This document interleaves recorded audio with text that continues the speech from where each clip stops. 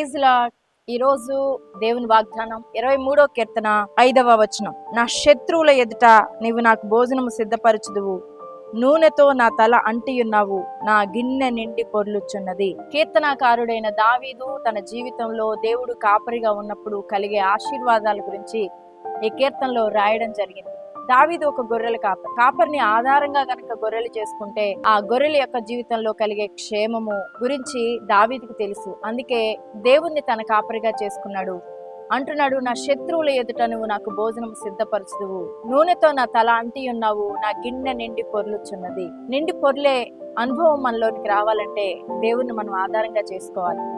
మన జీవితంలో ఉన్న ప్రతికూలమైన పరిస్థితులను సైతం దేవుడు మార్చి మనల్ని ఆశీర్వదించి హెచ్చించగలిగిన దేవుడు. ఎటువంటి నిరాశలో ఉన్నా, ఎటువంటి వైరాగ్యంలో ఉన్నా, ఎటువంటి బంధకాల్లో బలహీనతల్లో ఉన్నా మన జీవితాల్లో గొప్ప కార్యాలు చేయగలిగిన దేవుడు. ఒకరోజు జాలరి అయిన పేతురు రాత్రంతా ప్రయాసపడిన ఒక్క చాప కూడా దొరకక చాలా బాధతో వేదనతో తన వల కడుక్కుంటున్న సమయంలో యేసు ప్రభు ఆ స్థలానికి వెళ్ళాడు. పేతురు యొక్క ధోనిని అడిగి అందులో కూర్చొని ఆ జనులందరికీ బోధించిన తర్వాత పేతురును చూశాడు. పేతురులో ఉన్న నిరాశను చూశాడు.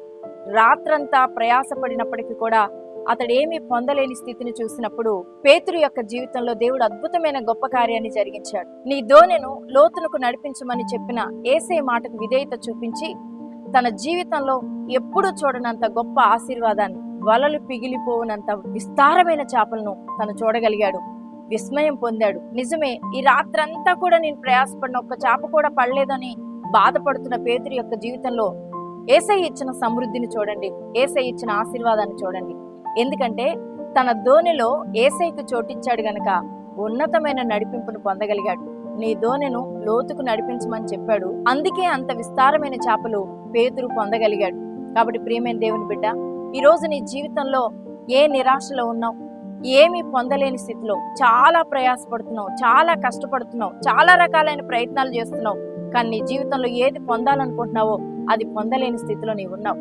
కానీ ఈరోజు ప్రభువు గనక నీ హృదయంలో చోటిస్తే, నీ జీవితంలో గనక చోటిస్తే, ఆయన నువ్వు గనక ఆధారంగా చేసుకుంటే, ఆయన్ని కాపరిగా చేసుకుంటే, నీ జీవితంలో నువ్వు ఊహించలేని ఆశీర్వాదాలతో, నిండి పొర్లే అనుభవంలో, నీ యొక్క హృదయంలో గొప్ప సంతోషంతో, నీ జీవితంలో గొప్ప కార్యాలతో యేసయ్య నిన్ను తృప్తిపరుస్తాడు.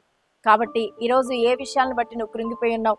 నీ గర్భఫలం లేక ఎన్నో హాస్పిటల్స్ తిరిగి చాలా బాధపడుతున్నావా? ప్రయత్నాలన్నీ వ్యర్థమైపోయినాయా? ఎన్నో మందులు వాడావు, ఎన్నో ట్రీట్మెంట్ చేయించుకున్నావు, మరి ఎన్నో రకాలుగా ప్రయాసపడినప్పటికీ కూడా గర్భఫలం పొందలేని స్థితిలో ఉన్నావా? అయితే యేసయ్యను నువ్వు బ్రతిమలాడుకో, యేసయ్యకు నువ్వు చోటివ్వు. తండ్రి, నా జీవితంలో నాకు గొప్ప కార్యం జరిగించమని అడుగు, సహాయం చేస్తాడు. అలాగే వివాహాల విషయంలో, అలాగే నువ్వు చేసే పనుల విషయంలో, వ్యాపారాల విషయంలో ఏ ఉన్నతమైన నడిపింపు నీ జీవితంలో కావాలన్నా ప్రభువుని ఆధారంగా చేసుకుంటే చక్కటి నడిపింపును ఆయన ఇస్తాడు. ఏ స్థలానికి వెళ్ళాలి, ఏం చేయాలి అనేది చక్కగా ఆయన నీకు చెప్పి బోధించి నేను ఒక ఆశీర్వాదకరమైన స్థితిలోనికి నిలబెడతాడు. కాబట్టి ఈ వాగ్దానాన్ని బట్టి ధైర్యం తెచ్చుకో, దేవుణ్ణి కాపరిగా చేసుకో. తప్పకుండా దేవుని యొక్క గొప్ప కార్యాలు నువ్వు చూస్తావు. ప్రార్థన. పరిశుద్ధుడా, ప్రేమ కలిగిన మా తండ్రి, కృపగలిగిన మా దేవా, నీకు వందనాలు. ఎంతమంది సమృద్ధి లేని స్థితిలో, ఎన్నో రకాలుగా ప్రయాసపడిన వారి కార్యాలు సఫలీకృతం కాని పరిస్థితుల్లో ఈరోజు నిరాశలో ఉన్నారు.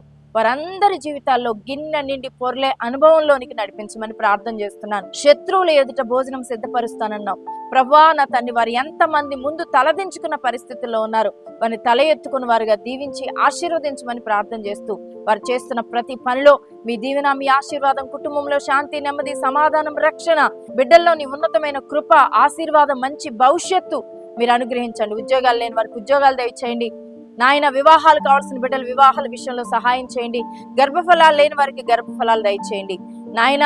ఏ ఏ విషయాల్లో వారు చింతపడుతున్నారో వాటన్నిటిలో నుంచి వారికి విడుదలిచ్చి దీవించమని యేసు నామములో ప్రార్థిస్తున్నాను తండ్రి. ఆమేన్.